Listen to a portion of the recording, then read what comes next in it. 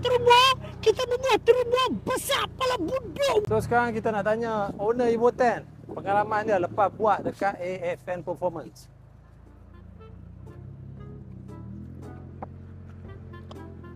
Jaga kak.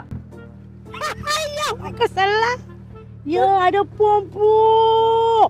Semua. Tanya macam mana pengalaman convert daripada Inspira jadi Evo 10 dekat AFN Performance. Memang terbaik gila-gila ampun. Hampir dengar. Boleh hambat buat mentua. Yang paling penting memang the best gila-gila. Wow. Kereta daripada tak ada turbo, kita membuat turbo besar kepala buduk. Penabak kah? Dekat sini aku convert sampai sudah. Cuma aku tak convert surat nikah dengan Pok Hang saja. So let's go kita race. Assalamualaikum.